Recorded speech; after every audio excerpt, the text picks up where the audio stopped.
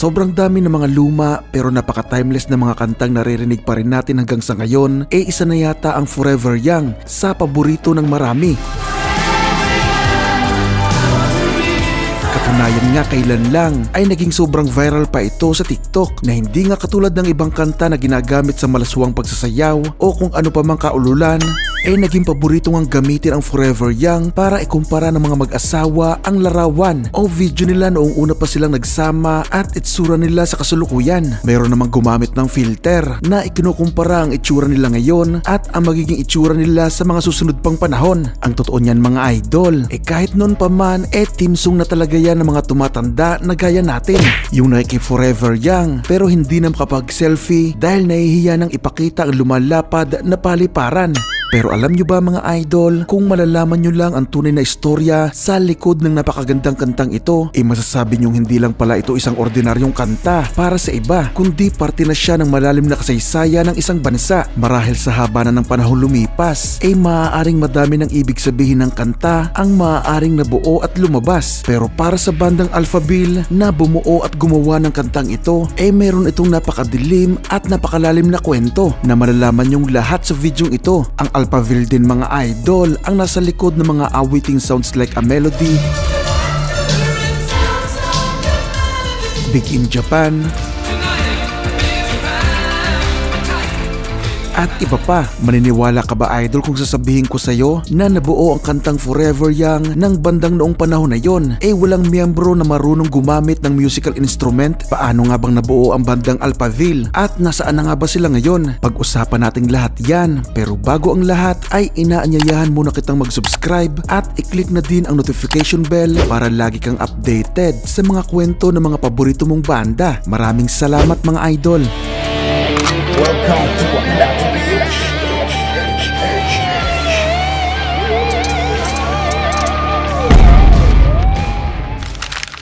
Simulan natin ang kwento kay Hartwig Scherbaum o mas kilala sa tawag na Marian Gold na ipinanganak sa Herford, West Germany noong May 26, 1954. Bata pa lang ito ay napakataas na ng ekspektasyon ng kanyang ama na ito umano ang magpapatuloy ng kanilang hitting business balang araw. Pero habang lumalaki si Marian Gold, tila ba mundo ng musika ang gusto niyang tahakin. Kaya naman habang nagbibinata ito, hindi na rin maiwasang pag-initan at higpitan siya palagi ng kanyang ama na madalas nga ay nauuwi sa matinding away. Matapos nga ang high school ay tinanggap ni Marian Gold ang tawag para pumasok sa military service sa pag-asang ito ang mabisang paraan para makatakas ito sa ginagawang paghihigpit sa kanya ng ama. Pero hindi niya inaasahan na wala palang pinagkaiba ang kanyang napuntahan dahil mas nasakal pa siya sa sobrang istrikto ng buhay militar. Sa hindi nga malinaw na dahilan mga idol ay natanggal ito sa military noong 1970s sa ilalim ng tinatawag na dishonorable discharge na sa ating pananaliksik nga mga idol sinasabing mga militar lang na may ginawang malaking kasalanan ang nabibigyan nito. Kaya masasabi natin na isa itong nakakahiyang pangyayari sa buhay ni Marian Gold na habang buhay nakakabit na sa kanyang pangalan. Pero ika nga mga idol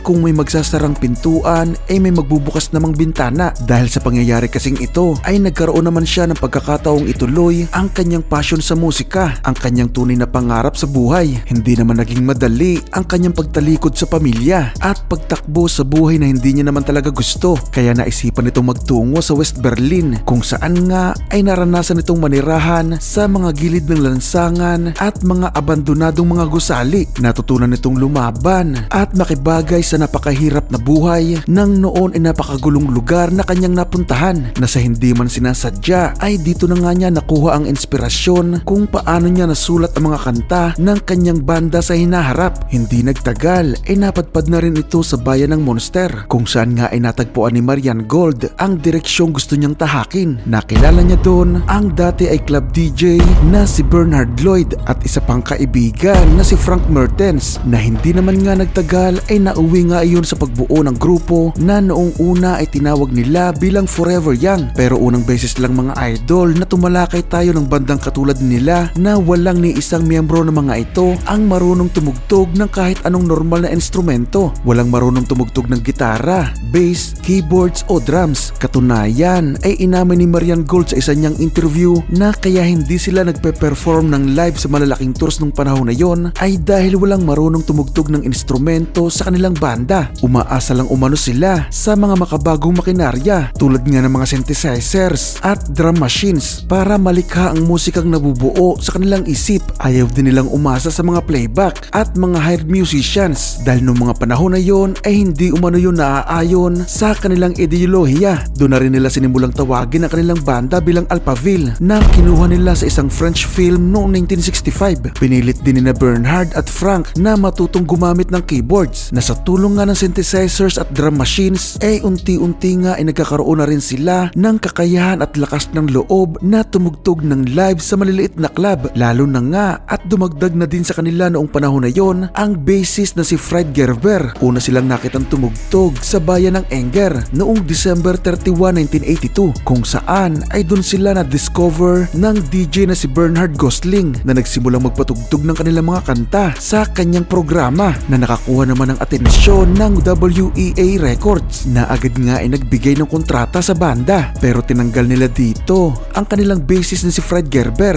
dahil hindi umano ito nagkakaroon ng contribution sa paggawa ng mga kanta at sa pagitan nga ng recordings at pag-release ng mga bago nilang kanta ay nagtatrabaho pa rin ang natitirang tatlong miyembro ng mga normal na trabaho. Ayon pa nga kay Marian Gold ay una niyang narinig sa radyo ang kanilang kantang Big in Japan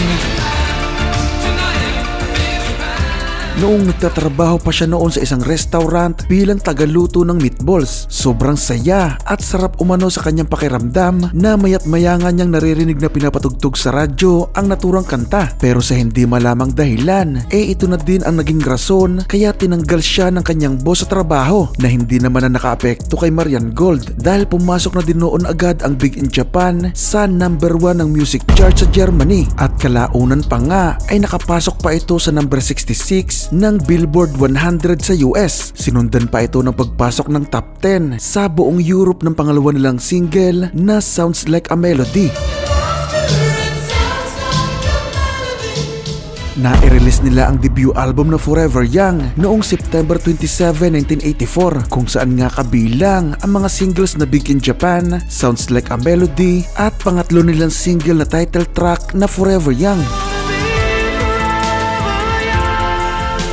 na agad ay pumasok sa top 5 ng music charts sa iba't ibang parte ng Europa. Pero alam nyo ba mga idol, 3 beses nga nilang inirelease sa US ang single na Forever Young sa pag-asa maging hit song ito sa US. Pero nabigo naman ang paulit-ulit ang kanilang record label. Pumasok lang ang Forever Young sa number 65 ng Billboard 100 noong kahit paano ay nakakuha ito ng atensyon dahil sa ginawan ito ng cover song ng napakasikat noong singer na si Laura Branigan.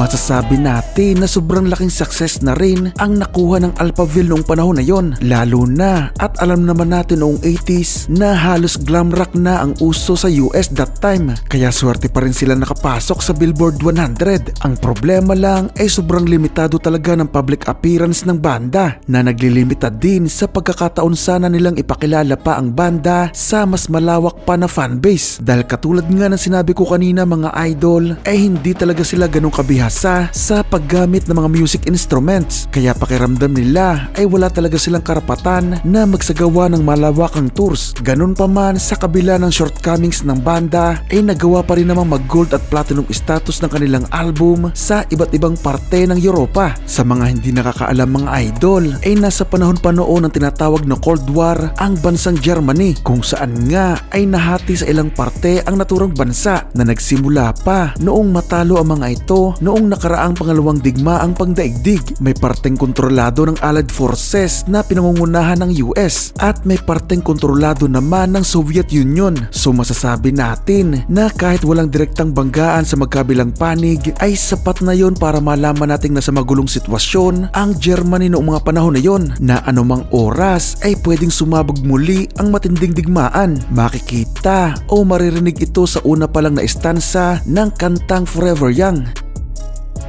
Kaya oo mga idol, ang kantang Forever Young na akala ng iba ay isang love song ay mayroon palang madilim at mas malalim na mensahe. Ang totoo ay isa itong political song na naglalarawan ng damdamin ng mga tao ng naturang henerasyon dahil sa masamang kalagayang mayroon sila na punong-puno ng kalituhan at sobrang takot. Nagbabanta kasi noon mga idol ang pagkakaroon ng nuclear war. Ginamit ng Alphaville ang kanilang musika para iparamdam ang kanilang pangamba at pag-asang mababago ang kanilang sitwasyon na maririnig din sa iba pa nilang mga kanta tulad ng Summer in Berlin, A Victory of Love, To Germany with Love, Fallen Angel, In the Mood, Lies at Jet Set.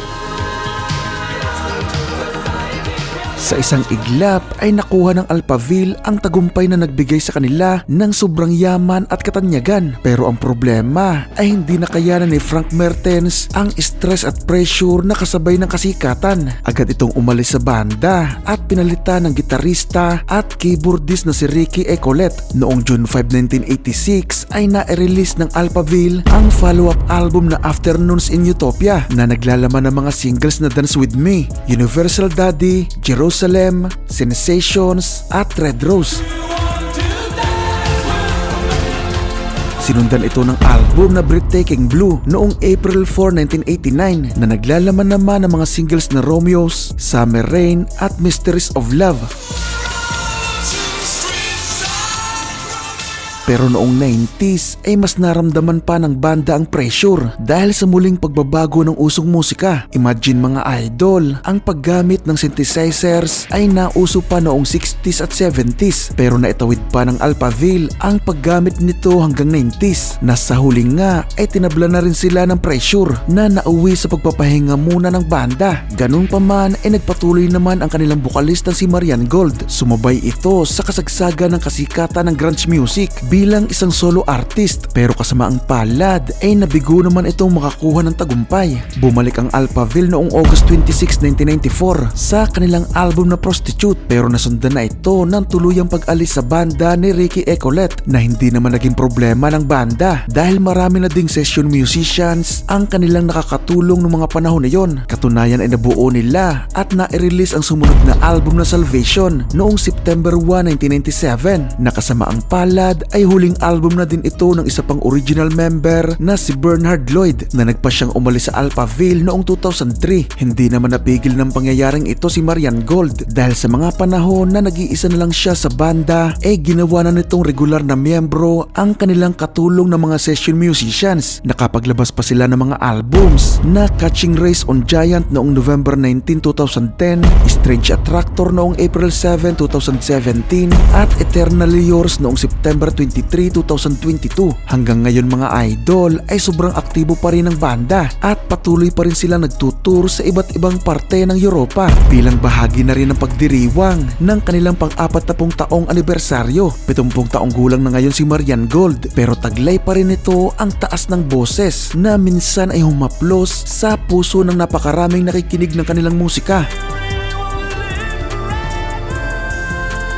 At kung inaakala nyo na parte na lang na masaya nating kabataan ng kantang Forever Young ay nagkakamali kayo mga idol dahil matapos lumipas ang 40 taon ay muli itong umakyat sa mga music charts dahil na rin nga sa pagsikat nito sa social media platform na TikTok. Katunayang ang musika ng Alphaville ay may kakayahang haplusin ang puso ng bawat isang nakikinig, bata o matanda man at kahit ilang henerasyon pa ang dumaan.